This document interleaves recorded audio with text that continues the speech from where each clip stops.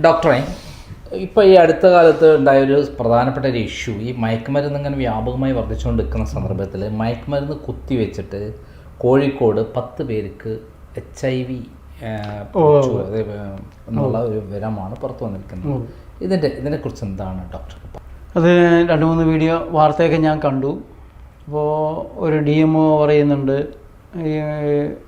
ഒരേ സൂചി മയക്കുമരുന്ന് കുത്താൻ മാറി മാറി ഉപയോഗിച്ചതാണ്, അത് ചെയ്യാൻ പാടില്ല.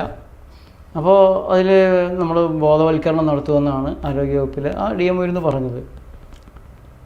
ഓരോ കുത്തിവയ്പ്പിനും ഓരോ സൂചി വേണം. ഇത് എയ്ഡ്സിൻ്റെ ഒരു ഭീഷണി വന്നിട്ട ഒരു സമയത്താണ് ഈ ഒരു ഷിഫ്റ്റ്. അതിനു മുമ്പ് ഞാനെല്ലാം ഈ ചെറുപ്പത്തിൽ സർക്കാർ ആശുപത്രിയിൽ അമ്മമ്മ ഇങ്ങനെ കൊണ്ടുപോകുന്ന ഞങ്ങൾ ഓരോ അസുഖം പറഞ്ഞപ്പോഴും തൂശി വെച്ച് കഴിഞ്ഞാൽ അതാണ് ഏറ്റവും നല്ല ചികിത്സ, അത് വെച്ചാൽ രക്ഷപ്പെട്ടു എന്നുള്ളൊരു ധാരണ അമ്മമ്മയ്ക്കും. അപ്പോൾ ഒരു ആശുപത്രിയിൽ 200-300 പേരൊക്കെ ഉണ്ടാവും ആശുപത്രിയിൽ. അതിൽ 10-50 പേർക്ക് എങ്ങനെയായാലും കുത്തിവയ്പ്പ് ഉണ്ടാവും, 1-2 സൂചി ഉണ്ടാവും. ഈ സൂചി കൊണ്ട് അത് കുത്തി എത്ര നാളായിട്ട് കുത്തണമായിരിക്കും. നഴ്സ് മുട്ടുകാല് കൂടി വെച്ച് അങ്ങനെ എന്നാലും ആ രീതിയിൽ മോശമായ സിറിഞ്ചൊക്കെ വെച്ചാണ് കുത്തിയിരുന്നത്. ഒരു കുഴപ്പവും ആർക്കും ഉണ്ടായിരുന്നില്ല. ഈ ആരോഗ്യവകുപ്പിൽ ആ DMOയുടെ ഒരു ഇത് കേട്ടപ്പോൾ മയക്കുമരുന്ന് കയറുന്നതുകൊണ്ട് ഒരു കുഴപ്പവും സംഭവിക്കില്ല, ഒരേ സൂചി കൊണ്ട് കുത്തിയതിൻ്റെ കുഴപ്പമാണ് വന്നത്. HIV ഉണ്ടാക്കിയത് സൂചിയാണ്. സൂചി HIV ഉണ്ടാക്കുമോ? നമ്മൾ ഏതെങ്കിലും ഒരു മൃഗത്തെ വിളിച്ചിട്ട് 10-20 പ്രാവശ്യമോ അല്ലെങ്കിൽ 5-10 മൃഗങ്ങളെ വെച്ചിട്ട് ഒന്ന് മാറി മാറി കുത്തിയിട്ട് HIV ഉണ്ടാക്കി കാണിച്ചു തരാൻ പറ്റുമോ? ഇവരെല്ലാം മൃഗങ്ങളിലാണല്ലോ പരീക്ഷിക്കുന്നത്. മരുന്നിൻ്റെ പരീക്ഷണം മൃഗങ്ങളിൽ, വാക്സിൻ്റെ പരീക്ഷണം മൃഗങ്ങളിൽ, ഓപ്പറേഷൻ ചെയ്ത് പഠിക്കുന്ന മൃഗങ്ങളിൽ, ഇതെല്ലാം മൃഗങ്ങളിലാണ്. ഏതെങ്കിലും ഒരു മൃഗത്തിന് ഇവർ മാറി മാറി സിറിഞ്ച് കയറിയതിൻ്റെ ഫലമായിട്ട് മൈനോട്ട് സാധ്യത ഇല്ലയെന്ന് ഞാൻ പറയില്ല, പക്ഷെ അത് വൈറസ് ഉണ്ടാക്കുന്നതല്ല. ഒന്ന്, ഈ ഇഞ്ചക്ഷൻ എന്ന് പറയുന്നത് ശരീരത്തിൻ്റെ നിയമത്തിനെതിരാണ്. രക്തത്തിലേക്ക് നേരിട്ടൊരു സാധനം കയറാൻ പാടില്ല. ഇപ്പം നമ്മൾ ചോറ് അരച്ചെടുത്തിട്ട് സിറിഞ്ചിൽ വലിച്ചെടുത്ത് ഇഞ്ചക്ട് ചെയ്താൽ എന്ത് സംഭവിക്കും? മരണം സംഭവിക്കും. പാമ്പിൻ്റെ വിഷം നേരെ വയറ്റിലേക്ക് പോയാൽ ഒരു കുഴപ്പമില്ല, അത് രക്തത്തിലേക്ക് കിടക്കുന്നതുകൊണ്ടാണ് വിഷം മനുഷ്യൻ മരിക്കുന്നത്. നല്ല പ്രോട്ടീനാണ്. എവിടെയെങ്കിലും മുറിവുണ്ടെങ്കിൽ കാര്യം കഷ്ടമാവും. അപ്പോൾ നേരിട്ട് രക്തത്തിൽ കയറാൻ പാടില്ല. ശരീരത്തിലെ നിയമം അതാണ്. ഈ ഇഞ്ചക്ഷനിൽ തന്നെ ആൾ മരിക്കാനുള്ളൊരു സാധ്യത അവിടെ കിടപ്പുണ്ട്. അതിനെ അനാഫൈലാറ്റിക് ഷോക്ക് എന്നാണ് പറയുക. ഈ കമ്പിപ്പാര ആഴങ്ങളിലേക്ക് തുളച്ച് കയറുമ്പോൾ ഉണ്ടാകുന്നൊരു ഷോക്ക്. ന്യൂറോജനിക് ഷോക്കും ആളെ കൊല്ലാം എന്ന് കേട്ടിട്ടുണ്ട്. പക്ഷേ ഇഞ്ചക്ഷൻ കൊണ്ട് ന്യൂറോജനിക് ഷോക്ക് ഉണ്ടാവില്ല എന്നുള്ള വാദമാണ് പ്രബലമായിട്ടുള്ളത്. പക്ഷേ അതിനൊരു സാധ്യത അവിടെ കിടക്കുന്നുണ്ട്. നാഡി ഞരമ്പുകൾക്ക് കേടുപറ്റാം ഇഞ്ചക്ഷൻ ചെയ്യുമ്പോൾ, അങ്ങനെയുള്ള പ്രശ്നങ്ങൾ വരാം. ഇഞ്ചക്ട് ചെയ്യുന്ന മരുന്ന് അവിടെ കെട്ടിക്കിടക്കുന്നതുകൊണ്ടുള്ള കുഴപ്പം വരാം. അങ്ങനെ ഇഞ്ചക്ഷനിൽ തന്നെ ധാരാളം തകരാറുണ്ട്. വളരെ വർഷങ്ങൾക്ക് മുമ്പ് ഞാനൊരു സെമിനാറിൽ 4 ലക്ഷം പേർക്ക് ഇഞ്ചക്ഷൻ എടുക്കുമ്പോൾ ഒരു മരണം ഈ അനാഫൈലാറ്റിക് ഷോക്ക് നീഡിൽ കടന്നതിൻ്റെ പേരിലുണ്ടാകാമെന്ന് പറഞ്ഞു. അതിലുണ്ടായിരുന്നൊരു ഡോക്ടർ കരിശം കയറി അവളി ചാടി കണ്ടിട്ട് പറഞ്ഞു, ആരാണ് പറഞ്ഞത് 4 ലക്ഷത്തിലൊന്ന്? 10 ലക്ഷത്തിലൊന്നാണ്. എനിക്ക് വിരോധമില്ല, എനിക്ക് എതിർപ്പില്ല. ഉണ്ടല്ലോ, മരണസാധ്യത ഉണ്ടല്ലോ. അത് 4 ലക്ഷത്തിലൊന്നാണോ 10 ലക്ഷത്തിലൊന്നാണോ 1 കോടിയിലൊന്നാണോ? പക്ഷേ നറുക്ക് കിട്ടുന്നത്, ലോട്ടറി അടിക്കുന്നത് ആർക്കാണെന്ന് എങ്ങനെ പറയാൻ പറ്റുക? കഷ്ടകാലത്തിന് അതിൻ്റെ കുഞ്ഞായിപ്പോയാലോ ഞാനായിപ്പോയാലോ? ഇതാണ് ഒരു ഭാഗം. രണ്ടാമത്തത്, ഈ മാറി മാറി ഒരു നീഡിൽ കുത്തിക്കഴിയുമ്പോൾ ഒരാളുടെ ശരീരത്തിൽ കിടന്ന നീഡിലിൽ രക്തത്തിൻ്റെ അംശം, ആ രക്തത്തിലെ RNA DNA ഒക്കെ അതുപോലുള്ള അംശങ്ങൾ, ആ ബ്ലഡിൻ്റെ അംശം അങ്ങനെ തന്നെ മറ്റൊരാളിലേക്ക് കയറിക്കഴിഞ്ഞാൽ അതവിടെ തകർച്ച ഉണ്ടാക്കാം. ഒരാളുടെ രക്തവും മറ്റൊരാളുടെ രക്തത്തിന് ചേരില്ല. അത്രയ്ക്ക് വ്യത്യസ്തമാണ് ഈ ഭൂമിയിലുള്ള 800 കോടി മനുഷ്യരിൽ രക്തത്തിൻ്റെ അവസ്ഥ. അവർ ചേരുംപടിയാക്കാൻ നോക്കുന്നു എന്നൊക്കെ പറഞ്ഞാലും അതിലും ലിവറിനുള്ള തകരാറ്, ബ്ലഡ് ട്രാൻസ്ഫ്യൂഷനിൽ ലിവർ കോംപ്ലിക്കേഷൻസ് ധാരാളം ഉണ്ടാകും. Vitamin hepatitis A, B, C പ്രത്യേകിച്ച് ബ്ലഡ് ട്രാൻസ്ഫ്യൂഷൻ കോംപ്ലിക്കേഷൻ എന്ന് പറഞ്ഞാൽ നെറ്റിൽ കയറി നോക്കി കഴിഞ്ഞാൽ കാണാൻ സാധിക്കും. എൻ്റെ കയ്യിൽ നല്ലൊരു പുസ്തക കാര്യത്തിൽ ഏറ്റവും മോഡേൺ ആയിട്ടുള്ളൊരു സയൻസ് ടെക്സ്റ്റ് തന്നെയുണ്ട്. അപ്പോൾ അതിലൊരു സാധ്യതയുണ്ട്. മറ്റൊരു സാധ്യത, അല്ലെങ്കിൽ ശരിയായിട്ട് നടക്കുന്നത് എന്താ, മയക്കുമരുന്ന് പോരെ ഒരാളുടെ ആരോഗ്യം തകർക്കാൻ, രോഗപ്രതിരോധ ശേഷി സമ്പൂർണ്ണമായിട്ട് ഇല്ലാതാക്കി ഇവരെ എയ്ഡ്സ് എന്ന് പറയുന്ന അതേ അന്തരീക്ഷം, ഒന്നും ദഹിക്കുന്നില്ല, വയറ്റിൽ നിന്ന് ഇങ്ങനെ പോയിക്കൊണ്ടേയിരിക്കുക, മെലിഞ്ഞുണങ്ങി വരിക, പോഷകം കിട്ടാതെ വരിക, അങ്ങനെ എല്ലാ അവയവങ്ങളുടെയും പ്രവർത്തനം മന്ദിച്ചൊരു മനുഷ്യൻ ഉണങ്ങി മരിക്കാനൊരവസ്ഥ ഉണ്ടാക്കാൻ മയക്കുമരുന്ന് പോരെ? ആ മയക്കുമരുന്നിൻ്റെ കാര്യം പറഞ്ഞ് അതിൽ നിന്ന് ആളുകളെ മാറ്റുന്നതിന് പകരം ഞങ്ങൾ സിറിഞ്ച് ഇങ്ങനെ സ്റ്റെറിലൈസ് ചെയ്യാതെ വീണ്ടും ഉപയോഗിക്കുന്നത് നിരുത്സാഹപ്പെടുത്താൻ പരിപാടി ഇടുന്നതെന്ന് പറഞ്ഞാൽ പരിതാപകരമാണ്. ഇവിടെ മയക്കുമരുന്ന് തന്നെയാണ് തകർക്കുന്നത്. അല്ല, മയക്കുമരുന്നുകൾ തകർക്കില്ലെങ്കിൽ പിന്നെ ബാക്കി നമ്മളെന്തിനാണ് ഉപയോഗിക്കാതിരിക്കുന്നത്? ആ ഒരു ആനന്ദം അനുഭവിച്ചുകൂടെ? അപ്പം മയക്കുമരുന്ന് പാടില്ല, മയക്കുമരുന്ന് തന്നെയാണ് അവിടെ അപകടം ഉണ്ടാക്കുന്നത്. ഒന്ന്. രണ്ടാമത്തത്, HIV-യുടെയും എയ്ഡ്സിൻ്റെയും പേരിൽ പ്രചരിക്കുന്നതെല്ലാം കള്ളക്കഥകളാണ്. ഞാൻ ഏറ്റവും ആദ്യം എഴുതിയ എൻ്റെ പുസ്തകം എയ്ഡ്സ് ഇംഗ്ലീഷ് മരുന്നിൻ്റെ രോഗം, പെൻറ്റഗണിൻ്റെ ആയുധം എന്നുള്ളതാണ്. നമ്മുടെ ഈ കോവിഡ് പോലും അതൊരു വെപ്പണായിരുന്നു. ലോകം അടച്ചിടണം, വാഹനങ്ങൾ ഓടരുത്, ആളുകൾ പുറത്തിറങ്ങരുത്, പരിപാടികൾ നടക്കരുത്, ഫാക്ടറികൾ വർക്ക് ചെയ്യരുത്. അതോടെ രോഗത്തിനൊരു ഷോക്ക് ട്രീറ്റ്മെൻറ്റാണ് കിട്ടിയത്. അന്തരീക്ഷ മലിനീകരണം, ഓസോൺ പാളികൾ ഭീകരമായ ദ്വാരം വന്ന് അൾട്രാവയലറ്റ് രശ്മികൾ ഇങ്ങോട്ട് കടക്കുന്നു എന്നൊക്കെ പറഞ്ഞൊരു അവസ്ഥ മാറി. ആ ദ്വാരം അടഞ്ഞു എന്നാണ് പറയുന്നത്. അത്രയും മലിനീകരണം പോയിക്കൊണ്ടിരിക്കുകയായിരുന്നു. അതെ. അപ്പോൾ അത് ഒഴിവാക്കാനായിട്ടുള്ള കുടില ബുദ്ധി, അതൊരു ബിൽ ഗേറ്റ്സ് ബുദ്ധിയാണത്. റോക്ക്ഫെല്ലർ, ടെഡ് ട്യൂണർ, ലോകം യഥാർത്ഥത്തിൽ ഭരിക്കുന്നവർ. ഇപ്പോൾ ട്രംപുരാൻ എന്ന് പറഞ്ഞാൽ ട്രംപുരാൻ ഏക് സുൽത്താനാണ്. 5 കൊല്ലം കഴിഞ്ഞാൽ, അതെ, അല്ലെങ്കിലും ലോകം ഭരിക്കുന്നത് ട്രംപും എലോൺ മസ്കും ഇവരൊക്കെ കൂടിയിട്ടാണ്. കാരണം നമ്മൾ ഈ ദരിദ്രവാസികൾ 10 രൂപ കിട്ടിയാൽ അതുകൊണ്ട് നമ്മൾ കഞ്ഞി മേടിച്ച് കുടിക്കും. ഇങ്ങനെയുള്ള ദരിദ്രവാസികൾ ഇപ്പോൾ ഇന്ത്യയിൽ 140 കോടി ജനങ്ങളുണ്ട്. ഈ വരുന്ന പണം 140 കോടി ജനങ്ങൾക്കും പോകാണ്ട് 40 കോടി മാത്രമായിട്ട് ഇന്ത്യയുടെ സമ്പത്ത് ഒതുങ്ങിയിരുന്നെങ്കിൽ എല്ലാവർക്കും സ്വർഗ്ഗതുല്യമായിട്ട് ജീവിക്കായിരുന്നു. ഇത്രയും മലിനീകരണം ഉണ്ടാവില്ല. അപ്പോൾ ജനസംഖ്യ കുറച്ചും ജനങ്ങളെ വീട്ടിലിരുത്തിയും അതൊരു ഷോക്ക് ട്രീറ്റ്മെൻറ്റ് ഈ ഒരു ലക്ഷ്യത്തിൽ നടന്നിട്ടുള്ളതാണ്. കോവിഡ് വാക്സിൻ കിട്ടി, ചെറുപ്പക്കാർ പോലും നടക്കണവർ ഉരുണ്ടുരുണ്ട് മരിച്ചുകൊണ്ടേയിരിക്കുകയാണ്. ആരോഗ്യവകുപ്പിനൊരു വേവലാതിയില്ല. 5 പേർക്ക് നിപ്പ വരുന്നു, അപ്പുറത്ത് ഡെങ്കി വരുന്നു എന്ന് പറഞ്ഞാൽ ആരോഗ്യവകുപ്പുകാർ എന്തൊരു ഉഷാറായിട്ട് ഓട്ടമാണ്.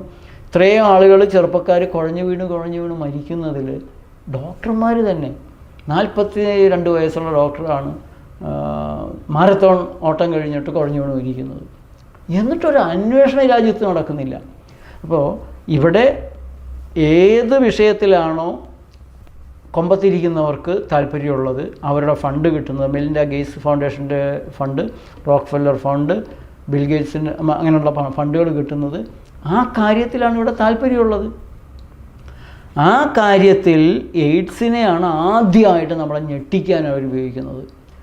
ലോകം വളരെ ശാന്തമായിട്ട് പോകുമ്പോഴാണ് ചിമ്പാൻസിയിൽ നിന്ന് പുതിയൊരു രോഗം മനുഷ്യരിലേക്ക് പടർന്ന് ചതുരംഗക്കളം വേഗതയിൽ 2, 4, 8, 16 ഇങ്ങനെ പടർന്ന് ലോകത്തെ മൊത്തം മനുഷ്യരാശിയെ നശിക്കാൻ പോവുകയാണ് എയ്ഡ്സ്. അതിനൊരു ലോഗോ ഉണ്ടാക്കി, മനോഹരമായൊരു ലോഗോ സഹിതം, ഇമ്പമാർന്ന പേര്, വർണ്ണനകൾ ധാരാളം. ലോകത്തെ മുഴുവൻ ഫണ്ടുകളും അങ്ങോട്ട് ഒഴുകുന്നു.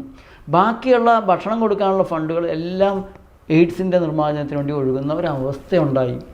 80കളിൽ മനുഷ്യർ പേടിച്ച് വിറച്ചാണ് ഈ രോഗത്തെക്കുറിച്ച് സംസാരിച്ചിരുന്നത്, കേട്ടിരുന്നത്. അപ്പോൾ അതിൻ്റെ കഥ ഇതാണ്. ആഫ്രിക്കയിലെ ചിമ്പാൻസിക്കാണ് ആദ്യമായിട്ട് മരിയ എന്നാണ് ആ ചിമ്പാൻസിയുടെ പേര്. അപ്പോൾ എൻ്റെ പുസ്തകത്തിലെ ചോദ്യം, ആഫ്രിക്കൻ കാടുകളിൽ അലഞ്ഞു നടന്നിരുന്ന ഒരു ചിമ്പാൻസിക്ക് മരിയ എന്ന് പേരിട്ടതാരാണ്? മരിയ ചിമ്പാൻസിക്ക് പുതിയൊരു രോഗം വന്നിരിക്കുന്നു എന്ന് അമേരിക്കയിലെ ശാസ്ത്രജ്ഞന്മാർ എങ്ങനെ തിരിച്ചറിഞ്ഞു? ആ ചിമ്പാൻസിയുമായിട്ട് ലൈംഗികമായി ബന്ധപ്പെടുന്നവർക്കും, ആ ചിമ്പാൻസിയുടെ രക്തം മാറുന്നവർക്കും, ആ ചിമ്പാൻസി കുത്തിവെച്ച മയക്കുമരുന്ന് സൂചി ഉപയോഗിച്ചവർക്കും, ചിമ്പാൻസിയുടെ മനുഷ്യ കുഞ്ഞിനും, 4 വിധത്തിലാണല്ലോ എയ്ഡ്സ് പകരുന്നത്, അല്ലാതെ പകരുന്നില്ല. പകർന്ന് ഭൂലോകം നശിക്കുമെന്ന് ഇവർക്കിതെങ്ങനെ മനസ്സിലായി? കബഡി വെച്ച് നോക്കിയോ? താമ്പൂല പ്രശ്നം വെച്ചോ? അപ്പോൾ ഇതിലാണ് കള്ളക്കളി വരുന്നത്. ഇത് പണ്ട് മറിയമേ നീ ഗർഭം ധരിച്ചൊരു ശിശുവിനെ പ്രസവിക്കും, അതിന് യേശു എന്ന് പേരിടണമെന്ന് പറഞ്ഞാൽ ആ ക്രിസ്ത്യൻ കഥ അങ്ങനെ തന്നെ എടുത്ത് രൂപം മാറ്റി ഫിറ്റ് ചെയ്തതാണ്. അതിലവർ വിട്ടുപോയ പാകപ്പിഴ, കൊതുക് കുത്തിയാൽ പകരില്ല. എയ്ഡ്സ് രോഗിയെ കൊതുക് കുത്തിയിട്ട് നമ്മൾ വന്ന് കുത്തിയാൽ പകരുകയല്ല, സൂചി കുത്തിയിട്ട് ഇങ്ങോട്ട് വന്നാൽ പകരും. ഇതൊക്കെ ഇതിൻ്റെ പിന്നിലുള്ള ലൂപ്പ് ഹോൾസ്. നുണക്കഥകൾ ഉണ്ടാക്കുമ്പം മുഴുവൻ പൊളിക്കാൻ പറ്റില്ല. പക്ഷെ ആളുകൾ അന്ധമായിട്ട് വിശ്വാസം ശാസ്ത്രം പറയണതല്ലേ. ശാസ്ത്രം പറയുന്നത് വെച്ചാൽ ഇത് ഭരണകൂട ശാസ്ത്രമാണ്. ഇൻഡിപെൻഡൻ്റ് ആയിട്ടുള്ളൊരു ശാസ്ത്രലോകത്തിന് ഒരിടത്തൊരു സ്ഥാനമില്ല. ഇപ്പോൾ ലുക് മോണ്ടിയർ പോലുള്ള നിരവധി നൊബേൽ സമ്മാനം കിട്ടിയ സ്വതന്ത്ര ശാസ്ത്രജ്ഞന്മാർ കോവിഡ് തട്ടിപ്പായിരുന്നു, വാക്സിൻ അപകടമാണെന്ന് പറഞ്ഞു. അവരെയൊക്കെ മിണ്ടാതാക്കിയിട്ടാണ് ഈ ഭരണകൂട ശാസ്ത്രജ്ഞന്മാരുടെ, കൂലി ശാസ്ത്രജ്ഞന്മാരുടെ, മരുന്ന് കമ്പനികളുടെ ശാസ്ത്രജ്ഞന്മാരുടെ പുറകെ പോകുന്നത്. അതുപോലെ തന്നെ ഈ എയ്ഡ്സിൻ്റെ കാര്യത്തിൽ അമേരിക്ക നാണം കെട്ട വർഷങ്ങളാണ് 1970. നേർത്ത ചെമ്പു കമ്പി കൊണ്ട് നെയ്തെടുത്ത തലമുടി, കവിൾ 2 വീതുളി, കണ്ണിലുണ്ട് ചാട്ടുളി, ഹിപ്പി ഹിപ്പി ഹിപ്പി പറന്നൊരായിരം ഹിപ്പി. അമേരിക്കയിലെ സായിപ്പ് ലോകമൊട്ടാകെ വന്ന് ഇവിടെയൊക്കെ വന്നിട്ട് മാറുമറയ്ക്കാതിരുന്ന നമ്മുടെ സ്ത്രീകളോട് അന്തസ്സായിട്ട് മാറുമറയ്ക്കണം, ഷർട്ട് ഇടാതിരുന്ന നമ്മുടെ കാരണന്മാരോട് ഷർട്ട് ധരിക്കണം, കോട്ടും സൂട്ടും ഇടുന്നതാണ് അന്തസ്സ്. ഇതൊക്കെ പഠിപ്പിച്ച സായിപ്പിൻ്റെ മക്കൾ ഒരു കളിസം പോലെ ഒരു സാധനം ഇട്ട് ഒരു ഗിറ്റാറും കെട്ടി മുടിയും നീട്ടി വളർത്തി കഞ്ചാവും വലിച്ച് കള്ളും കുടിച്ച് ലോകമൊട്ടാകെ അങ്ങ് നടക്കാൻ തുടങ്ങി. സമ്പത്ത് കൊണ്ട് മടുത്തു എന്നാണെന്ന് നമ്മൾ പറഞ്ഞിരുന്നത്. അമേരിക്കയിലെ തെരുവീതികളിൽ പാർക്കുകളിലൊക്കെ പരസ്യമായിട്ട് കിടന്ന് ഇണചേരുന്ന ഒരവസ്ഥയിലേക്ക്. ഇപ്പം ഭാരതത്തിൽ ലൈംഗികത എന്ന് പറഞ്ഞാൽ ഒരു പാപമോ അസാൻമാർഗികതയോ ഒന്നുമല്ല. അതും വിശുദ്ധമായ ഒന്നായിട്ട് തന്നെ ഇപ്പോൾ ശിവലിംഗത്തിൻ്റെ ആരാധന. പക്ഷേ ആ ക്രിസ്ത്യൻ സങ്കല്പത്തിൽ സെക്സ് എന്ന് പറഞ്ഞു കഴിഞ്ഞാൽ അത് വിലക്കപ്പെട്ടത് സെക്സ് ചെയ്തുകൊണ്ടാണ് ആദമനും ഹവ്വയ്ക്കും പർദീസ നഷ്ടമായത്. അതുകൊണ്ട് തുടങ്ങുന്നത് അങ്ങനെ ഒരു തരത്തിലാണ് ഇതിനെ കാണുന്നത്. ആ അമേരിക്കയിലെ സായിപ്പിൻ്റെ മക്കൾ ഇങ്ങനെ ആയിപ്പോയപ്പോൾ സ്വിച്ചിട്ടതുപോലെ അത് നിർത്താൻ അപരിചിതരുമായിട്ടുള്ള ലൈംഗിക ബന്ധത്തിൽ നിന്ന് എയ്ഡ്സ് ഉണ്ടാവും. ഇത് നമ്മുടെ കോൺവെൻറ്റുകളിലെ കന്യാസ്ത്രീകൾ പോലും പിള്ളേരെ പഠിപ്പിക്കാൻ തുടങ്ങി. ഫണ്ട് കിട്ടി, എയ്ഡ്സ് ഫണ്ട്. കോടികൾ. അപരിചിതരുമായിട്ടുള്ള ലൈംഗിക ബന്ധത്തിൽ ധരിച്ചിരിക്കണം. അതിൻ്റെ മെസ്സേജ് എന്താ? കുട്ടി, ആരുമായി നിനക്ക് ലൈംഗിക ബന്ധത്തിൽ ഏർപ്പെടാം, ഉറ ഉണ്ടായാൽ മതി. അതിൻ്റെ കച്ചവടം ഇത് സ്കൂളുകളുടെ മതിലുകളിൽ പോലും എഴുതി വെക്കുന്ന ഒരു അവസ്ഥയിലേക്ക് ചെറിയ കുട്ടികൾക്ക് പോലും അത് പഠിപ്പിക്കുകയാണ്. ഈ പഠിപ്പിക്കലാണ് തായ്ലാൻഡിലെ ടൂറിസം വ്യാപന കാലത്ത് how to present in front of the American soldier or American tourist. ഇത് കുട്ടികളെ പഠിപ്പിക്കണം എങ്ങനെ ടൂറിസ്റ്റുകളോട് പെരുമാറണം, എങ്ങനെയാണ് അവരെ വേദനിപ്പിക്കരുത്, അവരുടെ ഇഷ്ടാനിഷ്ടങ്ങളൊക്കെ നടത്തി കൊടുക്കേണ്ടത് നമ്മുടെ രാജ്യത്തിൻ്റെ കടമയാണ്. നമുക്ക് ഫോറിൻ മണി കിട്ടണം, ഡോളർ കിട്ടണം. അങ്ങനെ ബാങ്കോക്ക് എങ്ങനെ നശിച്ചു, ടൂറിസം കേന്ദ്രങ്ങൾ നമ്മുടെ കോവളം സഹിതം എന്താണ് ഈ മയക്കുമരുന്നിൻ്റെ മുഴുവൻ വ്യാപനം കോവളത്തു നിന്നല്ലേ തുടങ്ങിയത്, ടൂറിസത്തിൽ നിന്നല്ലേ തുടങ്ങിയത്. അപ്പോൾ എയ്ഡ്സ് എന്നുള്ള ഉമ്മാക്കി അവിടെ ഒരു പൊളിറ്റിക്കൽ ആവശ്യമായിരുന്നു. അതുപോലെ തുടങ്ങി വെച്ചാൽ മതി, ബാക്കിയുള്ളവരെ ഏറ്റെടുത്തോളൂ. അപ്പോൾ ഉദാഹരണത്തിന് എനിക്ക് നിങ്ങളൊരു 10 കോടി രൂപ തരാമെങ്കിൽ ഞാനൊരു പുതിയ രോഗം മാർക്കറ്റ് ചെയ്ത് തരാം. ഡിസീസ് ഡിസൈനേഴ്സ് ഉണ്ട് നമ്മുടെ, അതിനുള്ള മരുന്നും ഇപ്പുറത്ത് പ്രിപ്പയർ ചെയ്ത് തരാം. എനിക്കൊരു 10 ലക്ഷം തരുന്നു കുടിവെള്ള കമ്പനികൾ. എനിക്കൊരു 10 ലക്ഷം രൂപ വന്നാൽ കുടിവെള്ളക്കമ്മല്ലാത്ത ഒരു വെള്ളം മനുഷ്യൻ കുടിക്കാത്ത രീതി ഞാനാക്കി തരാം. ഞാൻ ആദ്യം പോയിട്ട് ആലുവ നമ്മളെ വെള്ളം പെരിയാറിൽ നിന്ന് വെള്ളം എടുക്കുന്നുണ്ടല്ലോ, ഒരുത്തനെ ഏർപ്പാട് ചെയ്തു. ഇത്തിരി പോയിസൺ അവിടെ ചേർപ്പിച്ചു, അനേകം ആളുകൾ മരിച്ചു. സുരക്ഷിതമല്ലാത്ത കുടിവെള്ളം നിങ്ങളെങ്ങനെ കുടിക്കും? പിറ്റേ ദിവസത്തെ പ്രചരണം സുരക്ഷിതമായ കുടിവെള്ളം, ഞങ്ങളുടെ കുപ്പിവെള്ളം. ഒരുവിധം കാശുള്ളവൻ ആരെങ്കിലും പിന്നെ പൈപ്പ് വെള്ളം കുടിക്കുമോ? എപ്പോഴാണ് തീവ്രവാദികളും പ്രശ്നമായിട്ട് വരുന്നതെന്ന് അറിയാൻ പറ്റുമോ? ഒന്നും വേണ്ട. ഞാൻ നേരെ നമ്മുടെ നാട്ടിലുള്ള ഒരു ആശുപത്രി, സർക്കാർ ആശുപത്രി ചെല്ലുന്നു. ഡോക്ടറോട് പറയുന്നു, ഡോക്ടറെ ഇന്നിവിടെ 4 പേര് മരിച്ചിട്ടില്ലേ? Dead bodies മോർച്ചറിയിലുണ്ട്. ഡോക്ടറെ ഒരു ഉപകാരം ചെയ്യണം, ഞാൻ ഒരു 10 ലക്ഷം രൂപ തരാം. ഇവിടെ 10 രൂപ കൈക്കൂലി കിട്ടിയില്ലെങ്കിൽ ചാകാൻ പോണ രോഗിയെ തിരിഞ്ഞു നോക്കാത്ത ഡോക്ടർമാർ നമ്മുടെ നാട്ടിലുണ്ട്. സമർപ്പിതരായ ഡോക്ടർമാരുണ്ട്, അവരെന്നോട് ക്ഷമിക്കട്ടെ. 10 ലക്ഷം തരുമെന്ന് പറഞ്ഞപ്പോൾ ഡോക്ടറുടെ കണ്ണുകൾ തെളിഞ്ഞ് എന്ത്? ഡോക്ടർ വേറെ ഒന്നും ചെയ്യണ്ട, ഹെൽത്ത് ഡയറക്ടർക്ക് ഒരു മെസ്സേജ് കൊടുക്കണം. ഈ 4 പേരും മരിക്കുന്നതിന് മുമ്പ് പച്ചവെള്ളം കുടിച്ചിരുന്നവരാണ്. ആ പച്ചവെള്ളത്തിലെ ഏതോ കോളി ബാക്ടീരിയയാണ് സംശയിക്കുന്നത്. ആക്കോളിയാണോ ഈക്കോളിയാണോ ഏതോ കോളി ബാക്ടീരിയയാണ് പുതിയ ഒരു രോഗത്തെ ഞാൻ സംശയിക്കുന്നുണ്ട്. ഒരു മെസ്സേജ് അയച്ചാൽ മതി. 10 ലക്ഷം ഒരു മെസ്സേജ് അയക്കാൻ ആ ഡോക്ടർ 10 ലക്ഷം എന്താ പിടിച്ചു.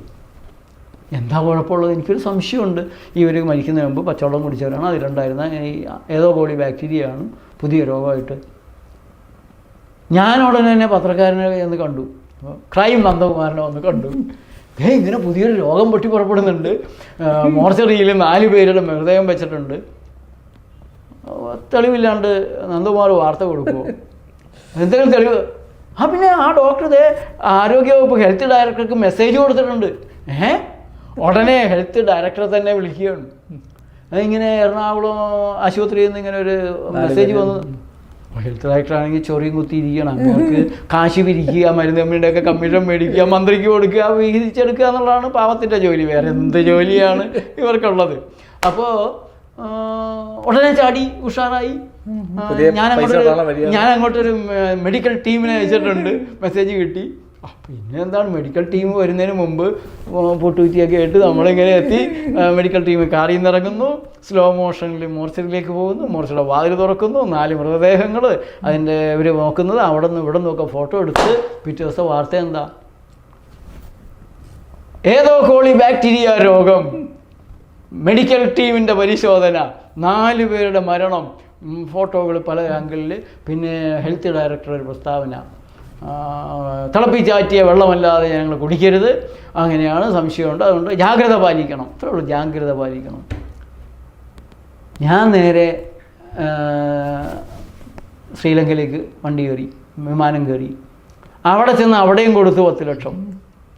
അവിടെയും കൂടെ വാർത്ത വരുന്നു, കുടിവെള്ളപ്പനി പടരുന്നു, ലോകാരോഗ്യ സംഘടന. തായ്ലാൻഡിൽ പോയി അവിടെയും കൊടുത്തു. കഥ പിന്നെ വല്ലതും പറയണം. ലോകം മുഴുവൻ വ്യാപിച്ചു, ലോകം വ്യാപിക്കുകയാണ്. ഉടനെ അതിർത്തി അടക്കുന്നു, ടൂറിസ്റ്റുകളെ തടയുന്നു, അല്ലെങ്കിൽ ഒരു പ്രത്യേക വാക്സിൻ എടുത്താലേ അങ്ങോട്ട് കിടക്കാൻ പാടുള്ളൂ എന്ന് വരുന്നു, ക്വാറന്റൈൻ ചെയ്യുന്നു. ഭൂകമ്പം, അതിനിടയ്ക്ക് കുപ്പിവെള്ള കമ്പനികളുടെ പരസ്യം, മരുന്ന് കമ്പനിക്കാരുടെ പരസ്യം, പ്രിവെൻറ്റീവ് മെഡിസിൻ. മണ്ടന്മാർ ജനങ്ങൾ ഇതൊക്കെ വിശ്വസിച്ചോളും. അപ്പോൾ അത്തരത്തിലുള്ള ഒരു കളി മരുന്ന് കമ്പനികളും തൽപര കക്ഷികളും, മരുന്ന് കമ്പനി മാത്രമല്ല, വെതർ വെപ്പൺ, ഒരു രാജ്യത്തിൻ്റെ കാലാവസ്ഥ തകിടം മറിക്കാനൊന്നും സാധിക്കും. മഴ പെയ്യിപ്പിക്കാൻ സാധിക്കുമെങ്കിൽ ഒരു രാജ്യത്ത് മഴ പെയ്യിപ്പിക്കാതിരിക്കാനും സാധിക്കും. ഫുഡ് വെപ്പൺ, ആഹാരത്തിലൂടെ ഇന്ന് യുദ്ധം നടക്കുന്നത്, ഇപ്പോൾ ഗസയിലും ഉക്രൈനിലും നടക്കുന്ന നേരിട്ടുള്ള കൊല്ലലുകളൊക്കെ വളരെ പ്രാകൃതമാണ് എന്നുള്ളൊരു ആളുകൾക്ക് എല്ലാവർക്കും അതിനോടൊരു വെറുപ്പ് ഫീലിംഗ് ഉണ്ട്. പക്ഷേ ഈ ഫുഡ് വെപ്പണിലൂടെ ഒരു പ്രദേശത്തെ ജനങ്ങളെ വന്ധ്യ ആക്കുന്നതിൽ, ഷണ്ടന്മാരാക്കുന്നതിൽ, ഒരു ബിസ്ക്കറ്റിൽ ചേർക്കുന്ന ചെറിയ കെമിക്കൽ പോലെ, വ്യാപകമായി കൊടുക്കുന്ന വാക്സിനിലെ ഒരു കൂട്ട് പോലെ. ഇപ്പോൾ ബീറ്റ HCG പ്രോട്ടീൻ കെനിയയിലെ വാക്സിനുകളിൽ ചേർത്തു എന്ന് പറഞ്ഞിട്ട് അവിടുത്തെ ബിഷപ്പുമാർ സമരത്തിനിറങ്ങി. ടെറ്റനസ് വാക്സിനിൽ പെൺകുട്ടികളെ വന്ധ്യകളാക്കാനുള്ള ഈ ബീറ്റ HCG പ്രോട്ടീൻ ചേർത്തു എന്ന് പറഞ്ഞിട്ട്. ഇന്ത്യയിൽ ആദിവാസി പെൺകുട്ടികളിൽ നടത്തിയൊരു പരീക്ഷണമുണ്ട്. 17 ആദിവാസി പെൺകുട്ടികൾ മരിച്ചപ്പോഴാണ് ഇത് പുറത്തു വരുന്നത്. സുപ്രീം കോടതിയിൽ ഡോക്ടർമാരുടെ ഈ എത്തിക്കൽ ഡോക്ടേഴ്സ് ഉണ്ട്, എത്തിക്സ് പാലിക്കണമെന്ന് ആഗ്രഹിക്കുന്ന ഡോക്ടർമാരുടെ സംഘടനയൊക്കെ ഉണ്ട്. നല്ലവരായ ഡോക്ടർമാർ ധാരാളം പേരുണ്ട്. അതിലൊരു സംഘടനയാണ് സുപ്രീം കോടതി കേസ് കൊടുത്തത്. 20,000 കുട്ടികൾക്ക് വാക്സിൻ കൊടുത്തു. എന്ത് കൊടുത്തു എന്ന് ആർക്കും അറിയില്ല. അനുവാദം കൊടുത്തത് ഒരു വാർഡൻ, കത്തിരൊപ്പിട്ട് വെച്ചിട്ടുണ്ട്. രക്ഷാകർത്താക്കൾക്കറിയില്ല, ഈ പെൺകുട്ടികൾക്കറിയില്ല ഏത് വാക്സിൻ എന്തായിരുന്നു അതിലെ ചേരുവ. ഇതുപോലുള്ള ഭീകരമായിട്ടുള്ള വന്ധ്യംകരണം, ജനസൈഡ്, കൂട്ടക്കുരുതികൾ പല ഭാഗത്തും ലോകത്ത് ഈ ദരിദ്ര രാജ്യങ്ങളിൽ നടന്നുകൊണ്ടിരിക്കുകയാണ്. നമ്മുടെ ഭരണാധികാരികൾക്ക് അതിൻ്റെ ഉദ്ഘാടനം നടത്തി ഫോട്ടോ പത്രത്തിൽ വരണമെന്നല്ലാതെ ഇതെന്താ ഈ സാധനം ഒന്ന് പരീക്ഷിക്കാൻ, പഠിക്കാൻ, കൈക്കൂലി കിട്ടിയാൽ എന്തും നമ്മുടെ നാട്ടിൽ നടക്കും. അതുകൊണ്ട് എയ്ഡ്സിൻ്റെ പിന്നിലുള്ള കഥകളൊക്കെ നമ്മൾ തേടി പോകുമ്പോൾ അതിൽ യുദ്ധതന്ത്രം എന്ന നിലയ്ക്ക്, രാഷ്ട്രീയ തന്ത്രം എന്ന നിലയ്ക്ക്, മരുന്ന് വിൽപ്പനയുടെ നിരവധി ചതികൾ. ഇത് ഞാൻ പറയുന്നത് വെറുതെ പറയുന്നതല്ല. എയ്ഡ്സ് ടെമ്പിൾ, തായ്ലാൻഡിൽ എയ്ഡ്സ് ടെമ്പിളുണ്ട്. അവിടെ ഈ എയ്ഡ്സ് കൊണ്ട് മരിച്ച എയ്ഡ്സ് രോഗികളുടെ അഭയകേന്ദ്രമാണ്. അങ്ങോട്ട് കയറി കഴിഞ്ഞാൽ എയ്ഡ്സ് കൊണ്ട് മരിച്ച രോഗികളുടെ അസ്ഥി കൊണ്ട് പലതരത്തിലുള്ള ബിംബങ്ങൾ ഒക്കെ ഉണ്ടാക്കി വെച്ചേക്കാണ്. എന്തിനാണെന്നറിയാവോ? തായ്ലാൻഡുകാർ ഭീരുക്കളാണ്, സ്പിരിറ്റിനെ പേടിയാണ്, മരിച്ചുപോയവരുടെ ആത്മാക്കളെയൊക്കെ പേടിയാണ്. അപ്പോൾ തായ്ലാൻഡിലെ ഒരു പൊതുവായൊരു അന്തരീക്ഷം അനുസരിച്ച്, അല്ലെങ്കിൽ നമ്മുടെ നാട്ടിലാണെങ്കിൽ പോലും ഒരു നിശ്ചിത ശതമാനം ആളുകൾ കഴിഞ്ഞാൽ ബാക്കിയുള്ളവർ പലരുമായിട്ട് ബന്ധപ്പെടുക, അങ്ങനെ ഫ്രീ. ഇവരൊക്കെ എയ്ഡ്സ് എനിക്കും പിടിക്കുക എന്നുള്ള പേടി. കാരണം മറ്റ് ആളുകളോട്ട് ബന്ധപ്പെട്ട് കഴിഞ്ഞാൽ അമ്പലക്കാളയ്ക്ക് എയ്ഡ്സ് പിടിക്കില്ല, എത്ര പശുവായിട്ട് ബന്ധപ്പെട്ടാലും. മനുഷ്യന് പിന്നെ രോഗം പിടിക്കുമോ? അതുകൊണ്ട് ഈ പേടിയുള്ളവരാണ്. അപ്പോൾ എന്തെങ്കിലും കൊടുത്ത് ഈ പാപത്തിന് പരിഹാരം ചെയ്യാനായിട്ട് ടെമ്പിൾ നടത്തുന്ന സന്യാസി ബുദ്ധ സന്യാസിയാണ്. അതിനുവേണ്ടിയാണ് അവിടെ ചെല്ലുന്നത്. അവിടെ ചെന്ന് ഇതൊക്കെ കൂടി കണ്ടു കഴിയുമ്പോൾ ഇവൻ ആകെക്കൂടെ ഈ വയ്യാണ്ടിരിക്കുന്ന എയ്ഡ്സ് രോഗികൾ, കിടക്കുന്നവർ, അതിനിടയ്ക്ക് ഇവരുടെ തലയോട്ടികളുണ്ട്, പ്രതിമകൾ, എല്ലുകൊണ്ടുള്ള മുഴുവൻ കൊടുക്കും. അതിനുവേണ്ടി ഉണ്ടാക്കി വെക്കുന്ന. ഞാൻ ഈ എയ്ഡ്സ് ടെമ്പിളിൽ ഒരു 5-8 പ്രാവശ്യം പോയി അവിടുത്തെ രോഗികളെ പഠിച്ചു. അവരായിട്ട് ആരും, അവിടുത്തെ ഡോക്ടർമാർ പോലും കയ്യും പുറകെ കെട്ടി വന്നിങ്ങനെ പോകുമ്പോൾ ഞാൻ അവരെ തൊടും, അവരോടൊപ്പം കട്ടിലിരിക്കും, അവർക്ക് പഴങ്ങൾ, രക്ഷപ്പെടാനുള്ള വഴി പറഞ്ഞു കൊടുക്കും. പലരും ഇമ്പ്രൂവ് ചെയ്തു. ഇത്തിരി വെയിൽ കൊള്ളാൻ പറഞ്ഞു, പഴങ്ങൾ കഴിക്കാൻ തുടങ്ങി. അപ്പോൾ അതൊക്കെ ഞാൻ അവരോട് മരുന്ന് നിർത്താൻ പറഞ്ഞു. പിന്നീട് ചെല്ലുമ്പോൾ അവരെല്ലാം കൂടുതൽ ഇപ്പോൾ കുഴപ്പമൊന്നുമില്ല ഡോക്ടറെ എന്ന് പറയുന്ന ഒരു അവസ്ഥയിലേക്ക് അവരിൽ ഇമ്പ്രൂവ്മെൻ്റ് ഉണ്ടായി. അതേപോലെ കംബോഡിയയിലെ ജനറൽ ആശുപത്രിയിൽ 2 പ്രാവശ്യം പോയി. എയ്ഡ്സിന് പ്രത്യേക വാർഡാണ്, അവിടെ കൂടുതൽ ആളുകളുണ്ട്. അപ്പോൾ എൻ്റെ സ്പോൺസർ പറഞ്ഞു, ഇവർക്കൊന്നും എയ്ഡ്സ് അല്ല കേട്ടോ. ഞാൻ പറഞ്ഞു പിന്നത്തെ എവിടെ? അതെ, വേറെ ഏത് വാർഡിലാണെങ്കിലും എയ്ഡ്സ് വാർഡിൽ വന്ന് കിടന്നാൽ സ്പോൺസർ ചെയ്യുന്ന സംഘടന $3 ദിവസവും കൊടുക്കും. $3 കംബോഡിയയുടെ അന്തരീക്ഷം എന്ന് പറഞ്ഞാൽ അത് സ്വർഗമാണ് പാവപ്പെട്ടവർക്ക്. ഭക്ഷണം ഏറ്റവും നല്ല ഭക്ഷണം കിട്ടും, മറ്റേ ചികിത്സയും കിട്ടും. അപ്പോൾ എയ്ഡ്സ് വാർഡിൽ പേഷ്യൻസിൻ്റെ എണ്ണം കാണിച്ചാൽ സംഘടനയ്ക്ക് കിട്ടുന്ന കാശ്.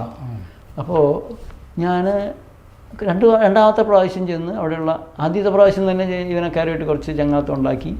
അപ്പോൾ എന്ന് വെച്ചാൽ അടുക്കാൻ പ്രയാസമാണ്, അങ്ങോട്ട് ആരും കേട്ടില്ല. പ്രത്യേക സാങ്ഷൻ എൻ്റെ സ്പോൺസറായിരുന്ന ലേഡി വളരെ ഹോൾഡുള്ളവരാണ് പൊളിറ്റിക്കലി അവിടെ. അപ്പോൾ അത് കാരണം കിട്ടിയൊരു അനുവാദം കൊണ്ട് എനിക്ക് കുറച്ച് ഫ്രീഡം ഉണ്ട്. ഒരു ഈച്ചയെ പോലും വേറെ പുറത്തുനിന്ന് കയറ്റുകയില്ല. മരുന്ന് കൊടുക്കുന്ന ആളെ ഞാൻ, ഫാർമസിസ്റ്റ്, ഏതൊക്കെ മരുന്നാണ് കൊടുക്കുന്നത്? അപ്പോൾ പറഞ്ഞ് ഇന്ന മരുന്നൊക്കെയാണ്. പിന്നെ ചില മരുന്നുകളുണ്ട് അത് എൻ്റെ കയ്യിലില്ല, പക്ഷെ പിന്നെ ആരുടെ കയ്യില്ല, അത് ഡോക്ടറുടെ കയ്യിലും മാത്രമാണ്. എന്നുവെച്ചാൽ എന്താ ഡോക്ടറുടെ കയ്യിൽ മാത്രം? അത് വളരെ വില കൂടിയ മരുന്നാണ്. ഡോക്ടർ ആരാണ്? Doctor American ലേഡിയാണ്. അവർ പുതിയ മരുന്നുകളുടെ പരീക്ഷണം നടത്തുകയാണ് ഈ രോഗിയുടെ പുറത്ത്. ഗിന്നിപ്പന്നികൾ $3 ദിവസം കിട്ടും. പിന്നെ ഭക്ഷണം, കോടികൾ അവിടെ ഉണ്ടാക്കാനുള്ള പരീക്ഷണമാണ് ഇവിടെ നടക്കുന്നത്. അപ്പോൾ പല എയ്ഡ്സ് കേന്ദ്രങ്ങളിലും ഈ അമേരിക്കൻ ഡോക്ടർമാരുടെ സാന്നിധ്യം, ഭീകരമായിട്ടുള്ള മരുന്ന് പരീക്ഷണം. പ്രത്യേകിച്ച് അവിടെ തായ്ലാൻഡിൽ തന്നെ ഹോങ് ഹഗ് എന്ന് പറഞ്ഞിട്ടൊരു എയ്ഡ്സ് HIV കുട്ടികളുടെ കേന്ദ്രമാണ്. ഞാൻ അവിടെ ഒരു സന്യാസിനിയുടെ കേന്ദ്രത്തിൽ വെച്ചൊരു പ്രകൃതിയിൽസ ക്യാമ്പ് നടത്തിയപ്പോൾ ഈ ഹോങ് ഹഗിലെ അമ്മ കുന്തിയു അവർ വന്നു. അവരുടെ നടക്കാനും ഇരിക്കാനും വയ്യ, അവർക്ക് ഒറ്റ ഇതേ ഉള്ളൂ, എൻ്റെ മകളെ ഒന്ന് ഏൽപ്പിച്ചിട്ട്, എൻ്റെ ചാർജ് ഏൽപ്പിച്ചിട്ട് പോകാൻ, അവളൊന്ന് പ്രായപൂർത്തിയാകുന്നവരെ എനിക്ക് ജീവിച്ചേ പറ്റുള്ളൂ, അല്ലെങ്കിൽ 100ഓളം കുട്ടികൾ, ആരും അവരെ കേൾക്കില്ല. ഒരു ഡോക്ടർ പോലും വിളിച്ചാൽ അങ്ങോട്ട് ചെല്ലില്ല, പേടിയാണ്. 7 ദിവസത്തെ ക്യാമ്പിൽ പങ്കെടുത്ത് അവർക്ക് നല്ല ആശ്വാസമായി.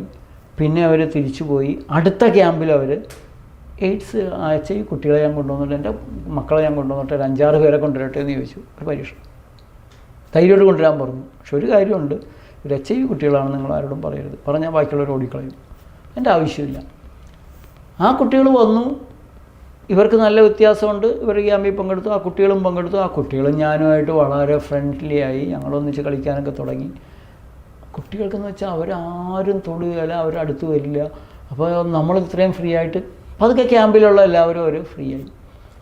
അങ്ങനെ ഈ കുട്ടികൾക്ക് 7 ദിവസം കൊണ്ട് തന്നെ നല്ല വ്യത്യാസം വന്നു കഴിഞ്ഞപ്പോൾ ഞാനൊരു നിർദ്ദേശം വെച്ചു, ഹോങ് ഹഗിൽ ഈ കുട്ടികൾക്ക് വേണ്ടി ഞാനൊരു ക്യാമ്പ് നടത്താം. അപ്പം ഞാൻ എവിടെ പോയി ക്യാമ്പ് നടത്തിയാൽ വിദേശത്ത് പോയാലും ഒരു ഫീസൊന്നും പറഞ്ഞിട്ടില്ല. നിങ്ങളൊന്നും തരികയും വേണ്ട, ഫീസ് എനിക്ക് അല്ലാണ്ട് തന്നെ ഇല്ല, നിങ്ങൾ തരുന്നത് പോലും വേണ്ട, ഫ്രീ ആയിട്ട്. അപ്പോൾ കുൻ ഊ എന്ന് പറഞ്ഞിട്ട് തായ്ലാൻഡിൻ്റെ പ്രശസ്തയായ ഒരു TV സ്റ്റാർ ഈ ക്യാമ്പിലുണ്ട്.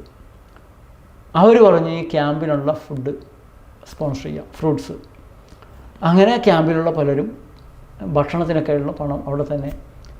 ക്യാമ്പിന് ഈ ഊ വരാമെന്നും പറഞ്ഞു. ക്യാമ്പിൻ്റെ സമയത്ത് ഊ വരുമ്പോൾ ഊവിൻ്റെ കൂടെ ഒരു നല്ല സംഘം പത്രക്കാർ, TV ചാനലുകാരുണ്ട്. ഞങ്ങൾ ഹോംഹങ്കിലേക്ക് കയറി, കുട്ടികളെല്ലാം കൂടി ഓടി വന്ന്, ഈ 7 കുട്ടികളുണ്ടായിരുന്നല്ലോ. ഞാൻ ഇവർക്ക് വേണ്ടി ക്യാമ്പ് നടത്താമെന്ന് വരുന്ന ഒരു കാര്യമുണ്ട്. ഞാൻ ഈ കുട്ടികളോട് ഇങ്ങനെ ആരോഗ്യത്തെക്കുറിച്ച് അവരെ മാത്രം വിളിച്ച് സംസാരിക്കുമ്പോൾ 3 മണി ഇവരാകെ പരിഭ്രാന്തരായി, റെസ്റ്റ്ലെസ്സായി.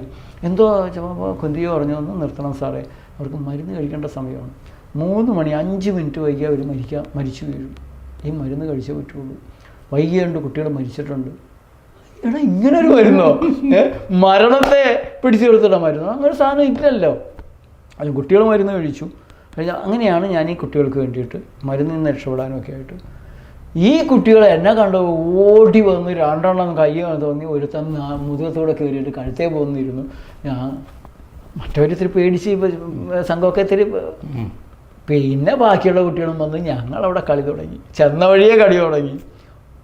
കൂടി പതുക്കെ 2-ാം ദിവസമായപ്പോൾ ഈ പത്രപ്രവർത്തകരുടെ സംഘവും ഈ കുട്ടികളായിട്ട് കളിക്കാൻ തുടങ്ങി. ക്യാമ്പ് വളരെ നന്നായിട്ട് നടന്നു. ഒരു 3 മാസം കഴിഞ്ഞ് എനിക്ക് റിപ്പോർട്ട് കിട്ടി, 6 കുട്ടികളെ ഞാൻ ഇതിൽ നിന്ന് പങ്കെടുപ്പിക്കരുത്, അവരാ മരുന്ന് നിർത്തരുത്. അത്രയും വീക്കായ കുട്ടികളാണ്. ഒരു മാസം 5 കുട്ടികളോടെ മരിച്ചുകൊണ്ടിരുന്നു. അത് ഈ മരിക്കാൻ പോണ കുട്ടികളാണ്. നമ്മളിതീ ചെയ്തിട്ട് മരിച്ചു കഴിഞ്ഞാൽ കംപ്ലീറ്റ് നമ്മുടെ തലയിൽ വരും. ആ കുട്ടികൾ, ഈ കുട്ടികൾ മരുന്ന് നിർത്തിയപ്പോൾ അവരും നിർത്തി. ആ കുട്ടികൾ ഇമ്പ്രൂവ് ചെയ്തു. കുറേ കുട്ടികൾ തിരിച്ച് വീട്ടിലേക്ക് പോയി. പിന്നെ ഞാൻ തായ്ലാൻഡിൽ 3 മാസം കഴിഞ്ഞ് ചെല്ലുമ്പോൾ ഹോം ഹഗ് മരുന്നിലേക്ക് തിരിച്ചു പോയി. പഴങ്ങളൊക്കെ നിർത്തി. ഇവർക്ക് ഫണ്ട് കൊടുത്തിരുന്ന സംഘടന അറിഞ്ഞത് 6-ാം മാസത്തിലാണ്. ആരാണ് നിങ്ങളോട് മരുന്ന് നിർത്താൻ പറഞ്ഞത്? ആ മരുന്ന് കൊടുത്ത കുട്ടികൾക്ക് എന്ത് സംഭവിക്കുന്ന റിപ്പോർട്ട് അയച്ചു കൊടുത്താൽ കാശ് കിട്ടിയിരുന്ന മരുന്ന് പരീക്ഷണമാണ്. ലോകമൊട്ടായുള്ള അനാഥ കേന്ദ്രങ്ങളിൽ ഈ പുതിയ മരുന്നുകളുടെ പരീക്ഷണം, ഇവരുടെ നിരവധി സൂത്രങ്ങളും തട്ടിപ്പുകളും ഇല്ലാ രോഗം ഉണ്ടാക്കി രോഗപ്രതിരോധ ശേഷി കുറയ്ക്കുന്ന മരുന്നുകൾ. ഇപ്പോൾ ഒറ്റ കാര്യം ഞാൻ പറയാം, ഇമ്മ്യൂണോ സപ്രസീവ് ആണല്ലോ AIDS. Acquired immuno deficiency syndrome. ആ ഡെഫിഷ്യൻസി വരുന്നത് ഇമ്മ്യൂണിറ്റി സപ്രസ് ചെയ്ത് ഇമ്മ്യൂണോ സപ്രസൻസ് എന്ന് തന്നെ വിശേഷിക്കപ്പെടുന്ന മരുന്നുകളുണ്ട് അലോപ്പതിയിൽ. അസാത്തിയോപ്രൈൻ പോലുള്ള മരുന്നുകൾ, ഇമ്മ്യൂണിറ്റി പവർ കംപ്ലീറ്റ്, ട്രക്കോലിമോസ് പോലുള്ള മരുന്നുകൾ നമ്മുടെ ഇമ്മ്യൂണിറ്റിയെ തകർക്കുന്നത് എന്ന് പറഞ്ഞുകൊണ്ട് തന്നെ ഇമ്മ്യൂണോ സപ്രസീവായിട്ടുള്ള മരുന്നുകൾ ഇവർ കൊടുത്തിട്ട് ആ മരുന്നൊക്കെ കഴിച്ച് ഇമ്മ്യൂണിറ്റി പോയിട്ട് അതിനെ വൈറസ് കൊണ്ടുവന്നതാണ്. അത് ലൈംഗിക ബന്ധത്തിൽ നിന്ന് ആളുകൾക്ക് ഈ പേടി എല്ലാം ഉപയോഗിച്ചുകൊണ്ടാണ് ഇവർ ഈ തട്ടിപ്പ് നടത്തുന്നത്. HIV എന്ന് പറയുന്നത് തന്നെ തട്ടിപ്പ്, എയ്ഡ്സ് എന്ന് പറയുന്നത് അതിലും വലിയ തട്ടിപ്പ്. അതിലൂടെ ലോകത്ത് ഒഴുകിയ പണത്തിന് വല്ല കണക്കുണ്ടോ? മനുഷ്യരെ കൊന്നൊടുക്കിയതിന് കണക്കുണ്ടോ?